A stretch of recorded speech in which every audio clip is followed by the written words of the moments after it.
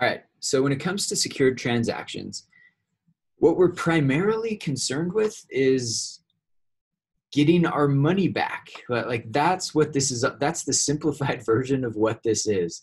If you're going to lend me money, well, sure, I may be an upright, honest, wonderful, internationally recognized professor or something, but that doesn't help you if I don't pay you back. And so that's how secure transactions was created. Now, if you go back to our lecture on bankruptcy, you can see that the way that we dealt with this, well, not we, Romans and ancient Babylonians and others dealt with this, was if you didn't pay it back, then you would become a slave. And so with the US's new bankruptcy system that again was created shortly after the founding of the country, and yeah, the ability to like wipe your debts clean, came a need to protect creditors more than and create new systems that may not have existed in the past. And a lot of these have, but just refining them and giving them a stronger legal status. And again, that is what gave rise to secure transactions as a legal study and topic in and of itself. So I'm having trouble advancing these slides. So this slide right here is largely just a recreation of what you saw in the reading. I like to start off with definitions because some of you are going to mess this up. And so by having it in the reading and the slides during the exam, you're going to be able to come back and figure it out. I'll just tell you right now, kind of the biggest mistake that I see is students not understanding what a security interest is. Let me just like ingrain this into you right now. A security interest is just the contract. It's the piece of paper. It's the agreement that says that there's a security interest. And yeah, it's just the contract. All right. That's really what it is. Now the collateral, I think most of you understand. Oh yeah. Question. Oh, sorry. I didn't mute my mic. Oh, you're good. Okay, collateral, I think most of us know what that is, and we'll get into some examples here in a second. But then the financing statement, many people confuse the financing statement with the security interest. Remember, the security interest is just the contract between the parties. The financing statement, on the other hand, is the document that we're going to file with the state. And anyway, I love this class because today I'm going to show you how to file that with the state, as well as how to look things up to make sure that if you're lending money to somebody else, that you have first priority. And there's a system set up by every state, including Idaho, that allows you to look this up to make sure that you're protected. If you're going to lend me money, you're going to want to make sure no, like 30 other people haven't lent me money, because that shows I'm probably not going to be able to pay everybody back. So, all right. But yeah, the difference between 3 and 4 is going to be really important. So, all right. And so to do this, we're just going to kind of stick with the theme of the chapter that you read last night. And again, I think I've told you this before. I've got this deep-rooted desire within me to become a farmer someday. I credit this to growing up in LA. Nobody had any land. It's just houses packed right next to each other. And so when I get to Idaho and I see a tractor, that just smells like freedom to me. So, and anyway, some of you may not know this, but I went over to the John Deere store that's over there by the freeway just to like kick some tires around. And anyway, I had no idea like how much these things were. A lot of these combines are like $500,000, $1 million, $2 million once you get all the attachments on it. All right, so now I have something new to save up for. And I'm just going to drive it around town. That's not legal, but here it is. And a combine without the front attachments, like it doesn't have any of the threshers or whatever you call those things to get your bushels and bushels of wheat. So there it is. I want it. And so you're going to lend me the money so that I can get this combine. We're just going to kind of follow this through from our initial discussions all the way until you sue me for not paying you, because I'm probably going to crash this thing or it's going to end up in a ditch somewhere. So again, you're going to lend me the money so that I can buy the combine. Any experts today want to like jump in and tell me what are you going to do? Like what do we need to talk about before you lend me the money?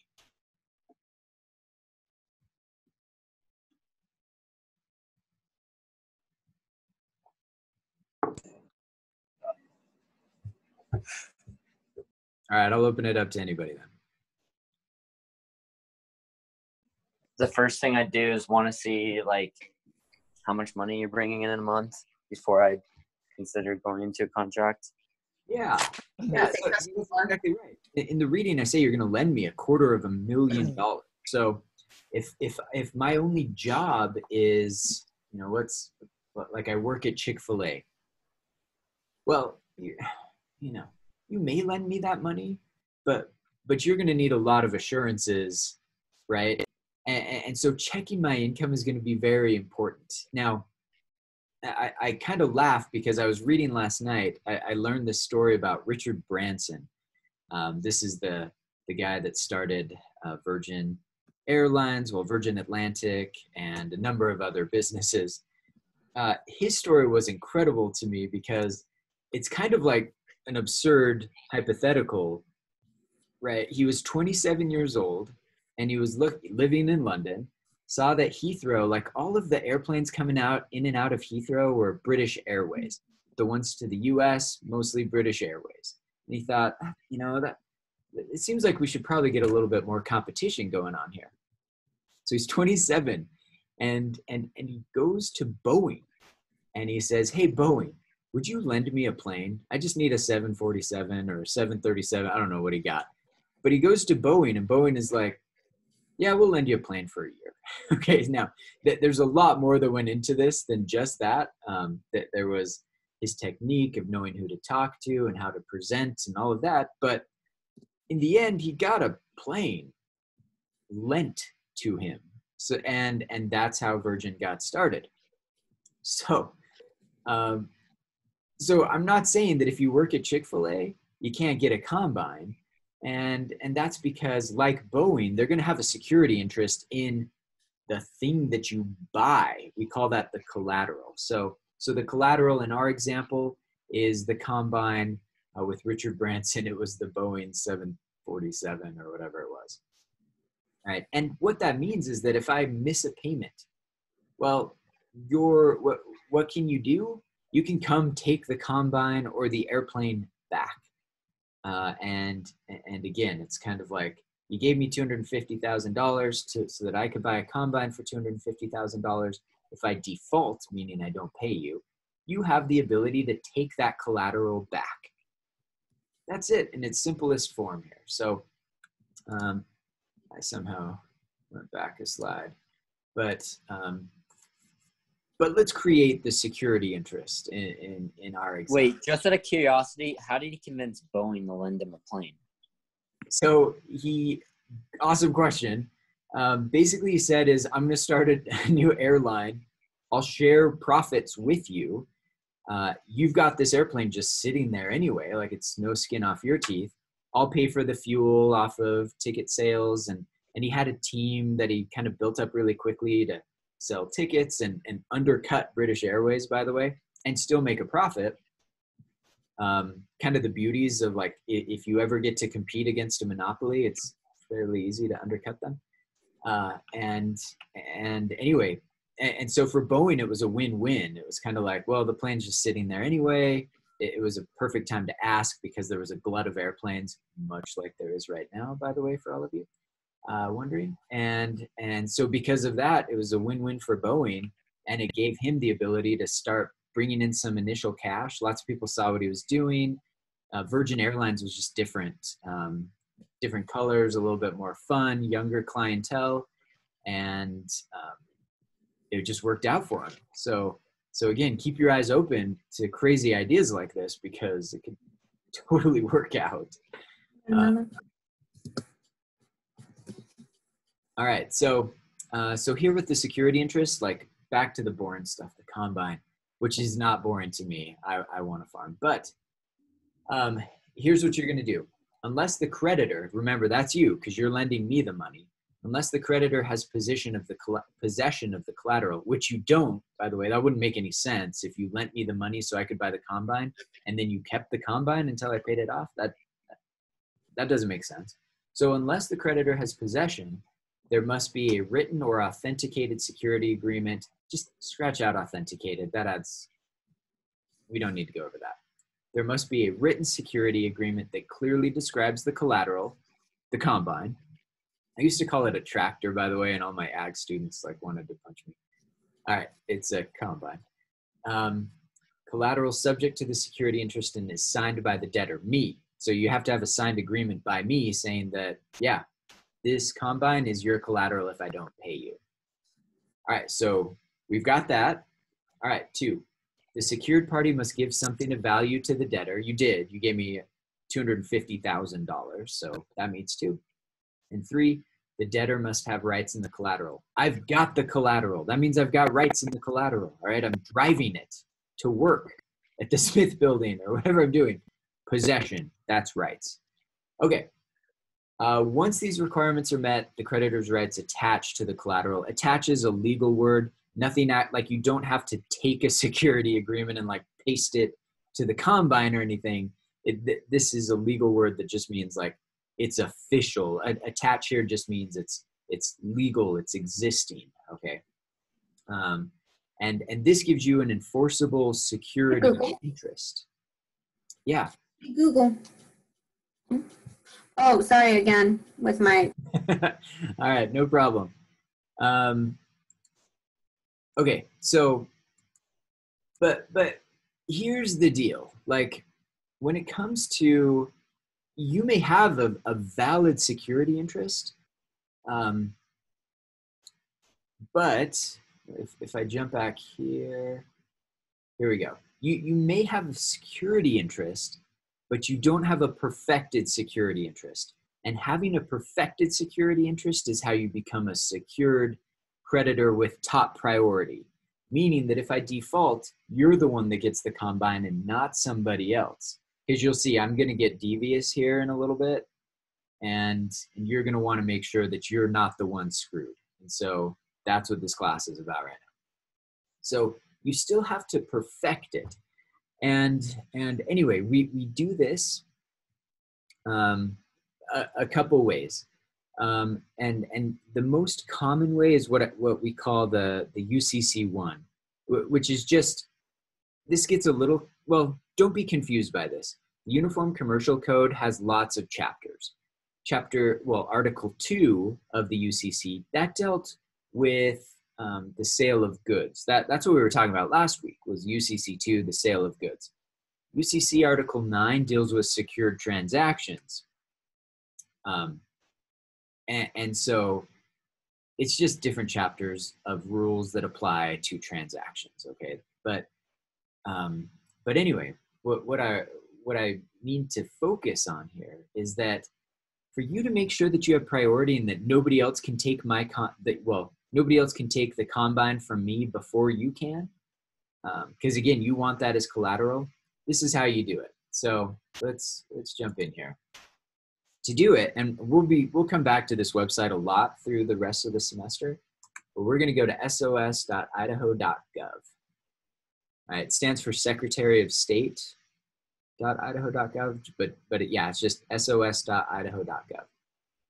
And we're going to go into, let's make this a little bigger. We're going to go up here to the top to this business services, and you'll see we've got a lot of things that we can look through here, but I'm just going to go through to the business filings. Well, actually, no. I'm going to go to the Uniform Commercial Code. Since we're dealing with UCC 9, I'm just going to jump right here for you.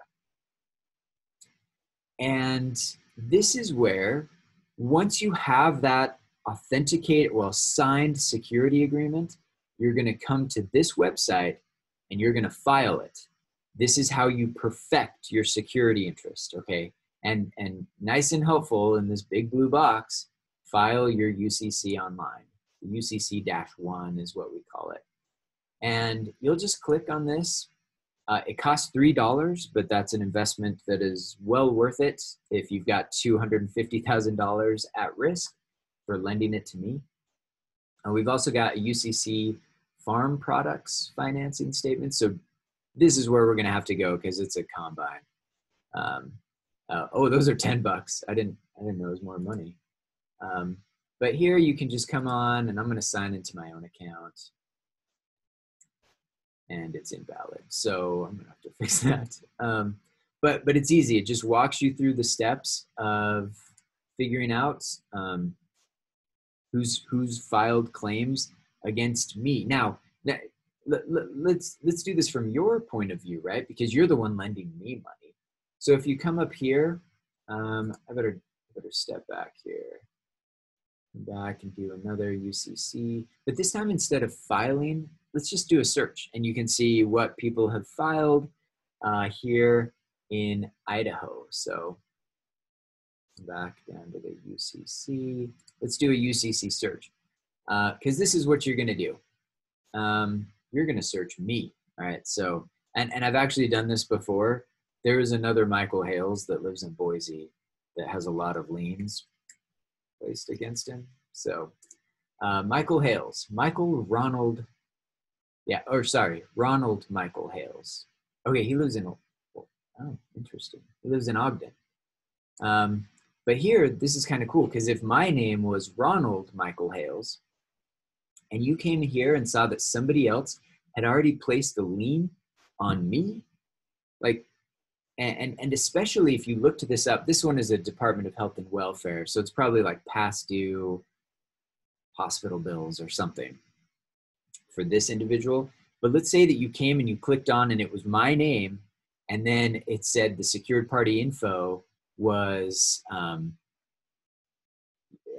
like John Deere of Idaho. And you're like, oh, that's curious. Like, does Michael Hales already have a lien out on a, and by when I say lien, I just mean a security interest on this same collateral that he's trying to get money from me for. And you get on there and you see that that this other company, you can view this history and like get more information about it.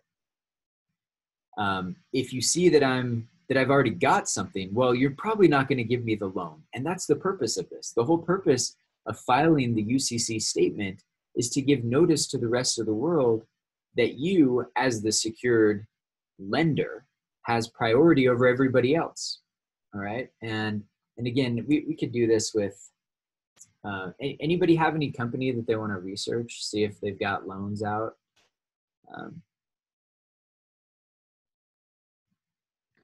We'll go Righteous Slice.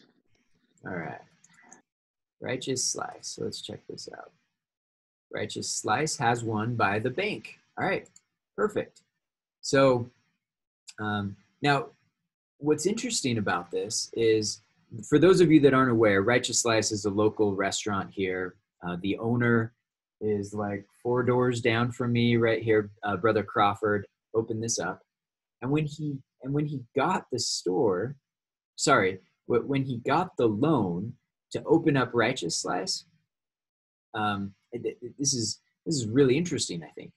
Let's say, I'm just going to make up numbers, but let's say that he needed $1 million loan, in this case from Zions National Bank. And the $1 million was going to cover, the first 6 months rent, the tables, the chairs, everything else in the restaurant. The centerpiece of the restaurant, though, if you haven't been in there, is an oven. And this oven was imported from Italy. It's a legit Italian pizza oven, wood burning oven. All right, now what's you're gonna have to think about this. You're Zions Bank, you're the lending officer, and somebody says, I want $1 million and I'm gonna import this pizza oven and I'm gonna have tables and chairs, and that all of that can be your collateral. What's your concern right now? If they could pay it back. Yeah, so let's say Brother Crawford defaulted on the $1 million loan. So you say, okay, I've got I've got the collateral. I have a perfected security interest because I filed the UCC right here. So you go in and you sell the tables and the chairs and the pizza oven. How much are you going to be able to sell that pizza oven for in East Idaho? $900. Yeah, like $900. Guess what? When he bought it and imported it from Italy, it was like so much more than $900. And so you have to think about that. You may have all of the secured and perfected interests in the world, but if you can't sell the collateral for the amount of money that you are lending out, well, you might as well just burn your money and throw it away, because you see the absurdity here. Like, that pizza oven is worth a lot more to Bill Crawford than to anybody else in Idaho. And so you have to take that into consideration. So when, like, if we walk through this and that's the case, Zions Bank may say, okay, Brother Crawford, we've got the collateral in the pizza oven and the chairs and the tables, but that we can't sell it for $1 million.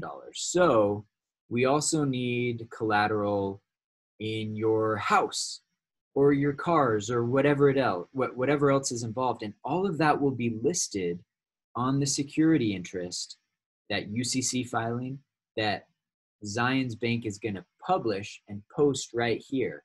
Now, once you've got this, this is just notice to the rest of the world, because Brother Crawford may get this loan from Zion, and then he may say, oh, yeah, this is just kind of showing the other information about that.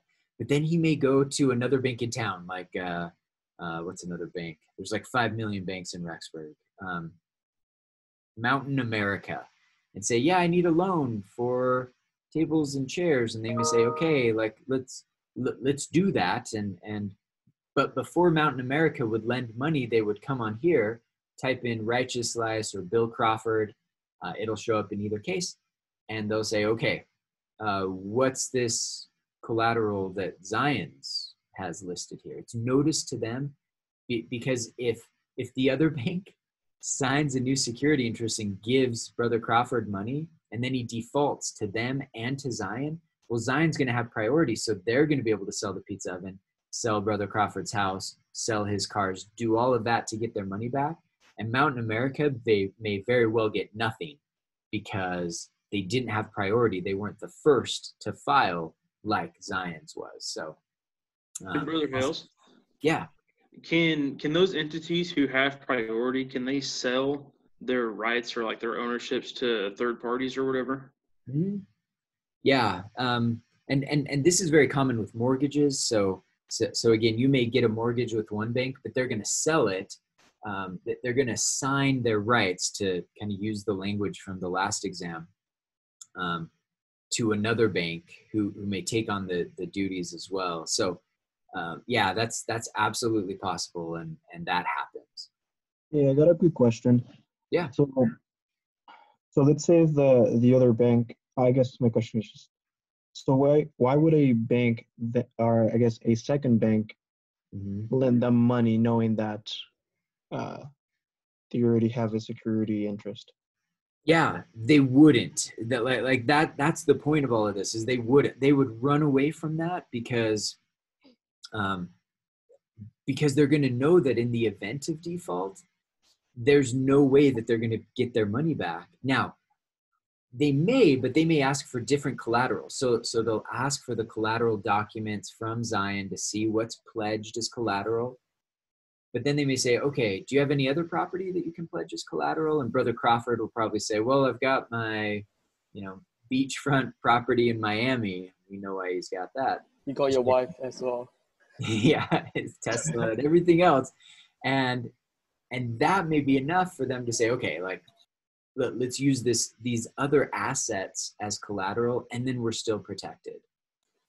But again, the Secretary of State's website, and this is true for every state, exists so that they don't get into the mess where the same collateral is pledged for different loans.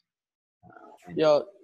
So just to clarify, so we couldn't sell or do anything else with the collateral until we fulfill our payment, right?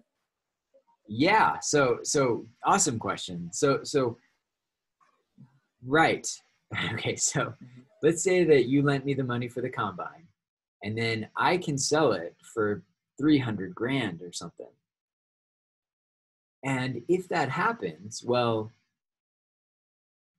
if as soon as I did that, there's a chance that I would keep that money to myself or whatever. And so the security interest, or I should say, sorry, the security agreement will list that I can't do that without their permission and authorization to sell.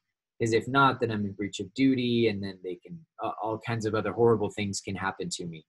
And that highlights a good reason to have a well-written security agreement, a good contract that outlines everybody's rights and duties in the collateral, not only the use of it, but the sale, the renting it out, all of that's important. And you'll see this if you ever buy a house with the purpose of using it for Airbnb or VRBO, then yeah, the lender will set limitations on your ability to rent it out and sell it eventually. Why? Because they've got a security interest in it that is attached through through the UCC system. All right. So, Question, Brother Hales. Yeah. Does collateral have to be directly related to the purposes of the loan? So, no. It can be anything. So any assets that I have as a borrower, the bank could request a lien on it. Now, the one exception, and you all know about this, is like a home in Florida. In Florida, because those properties are protected 100%, not only in bankruptcy, but for liability issues as well, like this in a secure transaction scenario. You can't place a lien on a property in Florida that, again, is somebody's homestead. It's their primary residence, etc. You can, but you just can't force the sale of it. And so anyway, that's like the one exception. But again, you could place a lien on my Nalgene water bottle, or even more valuable, my "you just got lit up" mug that a student gave me a couple of semesters ago. This is from Suits, if you've seen that show. You could place a lien on a security interest in all of those assets. And it just means that if I default, you're going to show up and you're going to take my mug, my Nalgene bottle, and whatever else we listed on our schedule of collateral. So yeah, crazy stuff. But okay, so what happens if, like, for some reason that collateral asset got destroyed?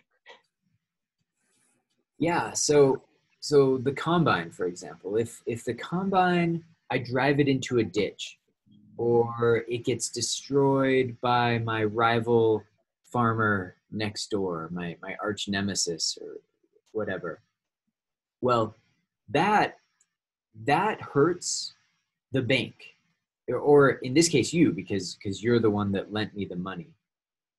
And that is why, you guys have great questions today. That's why if the collateral for you is the combine, what are you going to make me buy on that combine? Insurance. Yeah, and you're the beneficiary of the insurance. So if it is destroyed or stolen or breaks down or whatever the case is, you're the beneficiary of the insurance and you get paid first. Yeah, awesome question. I'm so glad you asked that. Okay, so that's pretty, like, that's the most common way. This UCC form, it's $3 or $10, depending on what it is, and you just put in the name of the money that you're lending. Name of the person that you're lending money to. In the statement itself, you'll describe the collateral, and then you'll pay $3 and you'll post it on the Secretary of State's website. And now everybody has notice, so that if anybody else gives a loan on the same collateral, they don't get to sell it first. You do, because you're the one that has first priority. Now, there's ways to do this other than going through the Secretary of State's website. One is just retain possession. again, you lend me the money for the combine and then you just keep the combine. Why does that give you priority? Well, if I go to pledge that collateral, the combine, that asset as collateral for another loan from Mountain America, they're going to say, okay, where's the combine? And if I say it's over at Zion Bank's parking lot, they're going to say, what is it doing over there? And then, and so if you ever pledge anything as collateral, they'll always ask where it is and verify that. But again, that's rare. Like, why would we do that? Why would I leave the combine at Zion? So anyway, so that's weird. Pledge is more common, and a pledge is just a pawn shop example. So in this one, let's say I get into dire financial straits, right? And I need money really quickly. Well, I could go to a pawn shop. I think we have one in Rexburg, actually. And I could do what everybody pawns off. I'm trying to get this off. My wedding ring, all right? This is made out of white gold, I think, unless Laura lied to me. And I could take this to the pawn shop. Now, I don't know how much money they're going to give me, like $100 or whatever.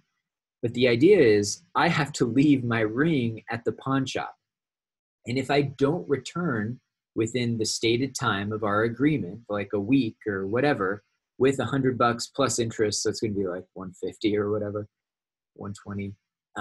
If I don't do that, well, I get to keep the money that they lent me, but the pawn shop gets to keep my ring. They retained possession of the ring itself after they lent me money. And it only really works in the pawn shop example. So, and by the way, on the exam, I'll either call this a pawn shop or I'll call it a pledge. It's the same thing. It's just a pawn shop. Sometimes we call it a pledge. All right, so what if the pawn shop, like, they wrongly eliminate the value of the stuff, like a rubbish room, like $1, but they pay you like $50, $100. Yeah, that's how they make money, and that's how they rip people off. So yeah, maybe this was a diamond encrusted ring or something. It's worth 10 grand. Well, they're not going to lend me 10 grand. Like, they want to make money. So they'll say something like, we'll give you 9 grand. And if you don't pay up in a week or 2 weeks or whatever it is, then we get to keep it. And that's how pawn shops have made lots of money over the years. No. I'm just saying, like, what if you give the rings only worth $1, but they lend you like $100? They think the ring is valuable, but it turned out to be like a rubbish ring. You get it? Just like the stuff you put there didn't sell the exact amount, didn't sell the amount of money that's above the amount they lent you. It sounds like they just screwed up then, right? Like that's their fault. Is that what you mean? Yes. You can say. So it's their job to like figure that stuff out. So if they screw up, it's kind of like, that's on you. Bad. Their fault. Yep. If you've ever seen Pawn Stars, they have professional appraisers come in sometimes if they're not sure. So it doesn't happen often, but sometimes it can happen, yeah. Okay. Yeah, exactly right. So these pawn shop shows and stuff will kind of let you peer behind the curtain of what a pawn shop is like. And again, they tend to take place in like Las Vegas, where people want money really quickly to go gamble. All right, so that's the pawn shop example. They're going to keep possession, and that's their collateral, is they're going to hold the ring. All right, now perfection by attachment. This is also the purchase money security interest thing that you read about. This is most common. A couple key things here, and this is going to be very important for the case that we're going to do on Friday. Again, I'm going to pre-record that so you can watch it anytime after today. But the PMSI, the purchase money security interest, has to be in consumer goods. Things that people use for a personal basis, right? TVs, beds, stuff like that. So if you go to Best Buy, if you go to Costco, and you want to buy that super massive 4K, incredible bitrate TV, and it's 10 grand, and you don't have 10 grand. So you're going to like not listen to everything that I told you on Monday about not buying things that you can't afford.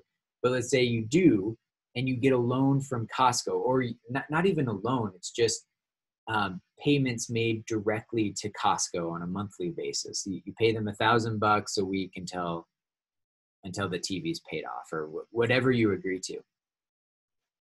Those get immediate perfection, meaning those are immediately perfected right away.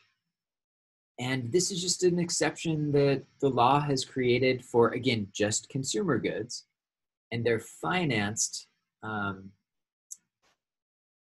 by the seller of the consumer good as well. Costco doesn't have to go file a UCC on the Secretary of State's website. Why? Because we leave that mostly for like business purchases and large things, whereas like consumer goods, lent on credit, that's just smaller. So they get immediate perfection, meaning that if you do that, if you go buy a TV from Costco and it fits this PMSI, because you're paying them installments or whatever until the TV's paid off.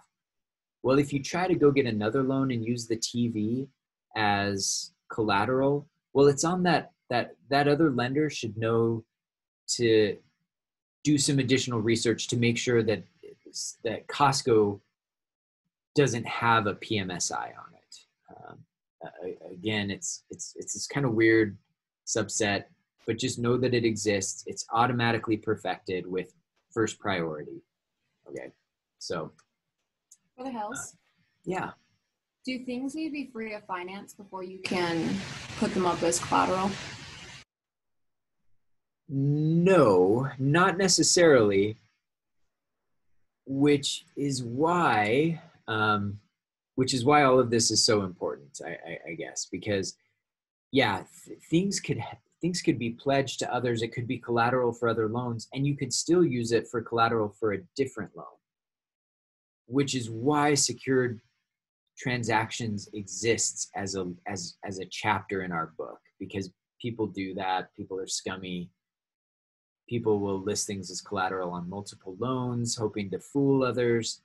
And so this has created a system of preference, of priority, and of just making it clear who gets first priority in the event that somebody defaults and we need to sell the collateral. Or it goes to bankruptcy and we're going to liquefy everything, meaning sell everything, put it into the estate, and then start giving whatever's left over to the secured parties first, then the unsecured. But how we're going to figure that out is why this exists. And so it's a good way to just kind of see how it fits into the legal system. Now, when you default, what's interesting about this is, like, let's say I default on the combine, and you were the only creditor that I have, and the collateral is only pledged to you. Well, what you can do is, if as soon as I stop paying, and you're going to read the terms on the security interest, that contract that says what you're allowed to do, but you're always allowed to just come pick up the combine, right? So you could come while I'm working here at the Smith building, and you know that the combine is parked out in the parking lot. You're going to come in and you're going to get in the combine and you're going to drive it away. And that is totally legal. That's what you are supposed to do. And we call this the self-help remedy. It just means any collateral, you're allowed to come get it. Now, one of my professors in law school, he was like the general counsel for Nissan. And this is all that he dealt with. Like, somebody stopped paying their loan payment to Nissan because it was financed by the dealership or whatever. Well, he had like a crew of people all over the country, and he'd just say, okay, this is where they live. Go find that Nissan and drive it back. And so they would go, they would bring it back, and they were taking care of business. And many people were, I don't have my iPad today, but I think this is easy to visualize in your head. if you bought a new Nissan for $30,000 and you drive it off the lot, well, now you know it's worth 25,000, like that first day or whatever. So it's dropped in price, but you still owe $30,000 on the car. So what happens is when Nissan takes that car back and they sell it to somebody else for $25,000, they're still going to come after you for the other $5,000. Why? Your car was underwater. Now, oftentimes that they'll request that you put a certain amount of money down, except for right now. This is like the time to buy a car if you want to get into financial trouble later, because like 0% financing, nothing down, payments are deferred for 3 months. Like you could get into serious trouble right now, but the car companies are desperate to just sell cars and they know the risk. They're just trying to push cars off the lot. So again, you could be underwater very easily on a car. But let's say the opposite is true. Let's say you owe $20,000 and you stop paying. Well, what Nissan will do is they'll still take your car because it's collateral and they want their $20,000. But they're going to take the car, sell it, and get $25,000 out of that sale. Well, then you're going to get a check in the mail for $5,000.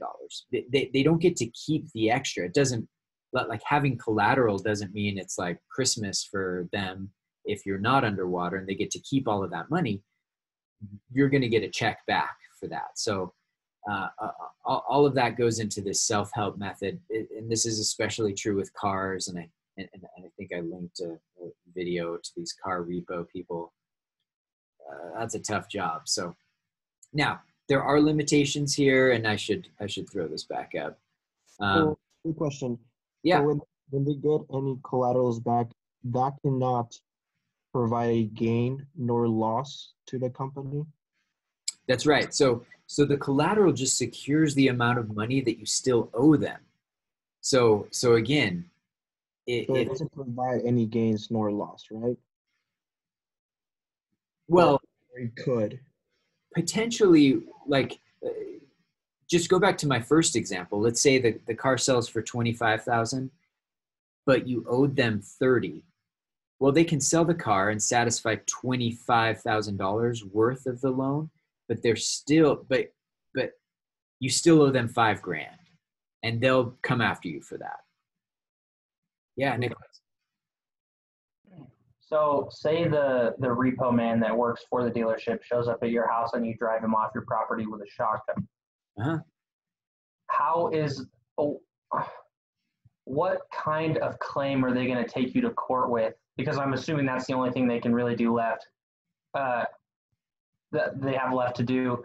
They can either have the cops arrest you or, I don't know, take you to court. Is it a contract of breach? What would that be? Yeah, so it could be a little bit of both, right? So let's go through a couple situations here. So let's say, Nicholas, you're the one with the car, and I'm the bank, right? So Nicholas takes his car and he parks it on the street. Am I allowed to go repo that car on the street? Yeah, it's on a public place. Like I can do that. Now I can't do it if Nicholas has it parked in his garage with the garage door closed. And like it says here with repossession of the collateral, you can't trespass onto land. So if Nicholas keeps the car like on his 100-acre farm or something, like I can't trespass and go onto the land to get that car. But if he leaves it by the street, I can get that. The interesting question is, like, what if you're like most of Americans where you've got a driveway into the garage, but you leave the car parked just outside the garage, but it's on your driveway? Is that considered trespass? And the courts have actually said no. Like, you're allowed to go into their driveway as long as the driveway is like connected to the street and not a mile-long driveway or whatever. Like if it's just your typical American house driveway, you can walk under the driveway, get into the car, start it up, and drive away. Repo people can do that. If it's in the garage, though, with the garage door open, this is where like courts are split, but most say that would be trespass if you go into the garage, even if the garage door is open. So again, you can't trespass. You can't commit assault or battery. So all those fake repos, shows that you've seen of people fighting and like none of that's real, right? Well, it may be real, but it's still assault and battery. So you can't do that. You can't go fight I couldn't go fight Nicholas. Not that I'd want to, but I couldn't go fight Nicholas to get the car back. Once he comes out to fight me or whatever, I have to walk away as the repo person. And obviously I can't break and enter. But yeah, if Nicholas puts up a fight and doesn't let me repossess his car, then I go the more expensive route. I sue Nicholas. And Exhibit A in my lawsuit is the security interest. And then a judge has to get involved. And then not only do I get the car back, but Nicholas, I get to sue you for all of my court fees. So that's why Nicholas, if I ever come to repossess the car, Nicholas is probably going to be like, shoot, I fell behind, take the car, because it's a lot cheaper than fighting it in court. All right. And that's this number 2 on the screen here, judicial remedies. Now the other laws assisting creditors, liens and garnishment. Lien is just, the best way to think of a lien is, let's say, Nicholas, I'll just stick with you. You hire me, I'm a handyman or a plumber. And you hire me to do some plumbing work on your house. And you say, I don't have the money, but I'll pay you over 6 months. And I'll say, that's cool, but I'm going to put a lien on your house. And it's just, a lien is just basically a UCC document that I file with the county, and it's connected to your house. And basically I've secured that money that you owe me by putting a lien on your house. You actually can't sell your house without paying off the lien. So, and I'm not going to test on this, but just know that's what a lien is. It's just a secured interest that where the collateral is a home, typically. At least a home lien. And then garnishment is a way for me to get money out of your paycheck every month. Maybe you don't have enough money to pay me back right away. Well, I can contact your employer and I can say, Nicholas owes me 10 grand. Please garnish his wages until he's paid me the 10 grand back. And what'll happen is, like, it's not that Nicholas gets paid nothing for the next 2 months until he's paid me that money back. It just means that they'll take a percentage of his paycheck, and it'll be listed in there as like garnishment for Michael Hales, and I'll get like 10% of his paycheck until he's paid me off. And states limit like how much, what percentage you can take. Florida, by the way, just because of course it's Florida, you can't garnish wages. It's almost impossible to garnish somebody's wages. So yeah, there's like a million. So the moral of the story is live in Florida, because you'll get away with a lot of things. Yeah, again, I'm teaching you how to be little criminals. Buy a big house and live in Florida, and nobody can ever get your money. You can default all you want. No, that's not the lesson, but kind of. So, yeah, if you're the head of household in Florida, then you can't have your wages garnished. And there's a bunch of other exceptions. It's just very difficult to do that. But I know of people here that work for BYU Idaho that are having their wages garnished. And BYU Idaho, the HR and payroll office, they know how to do this. It's not super common, but it's common. And so people have defaulted on spouse support, IRS obligations, by the way. IRS will garnish your wages if you haven't paid your taxes. And BYU Idaho and all major employers know how to do this. It's one of the responsibilities of HR and payroll to deal with that. So, all right. So I'm actually going to finish 8 minutes early. I feel bad because I've been like making you go late every other time. But I'm going to finish right now. And then this next slide deals with the case that you're going to read for Friday. So I'll end it right now, and then I'll start making these videos, and I'll post them all today, so that I'll post this recording, and then I'll get the recording for Friday up as well today. And then just feel free to let me know if you have any questions. Email me, set up an appointment for a Zoom chat, whatever works for you. If you have questions about the content and I can't get back to you right away, talk to Olivia. The tutor knows all of this stuff, and she's perfect at it as well. So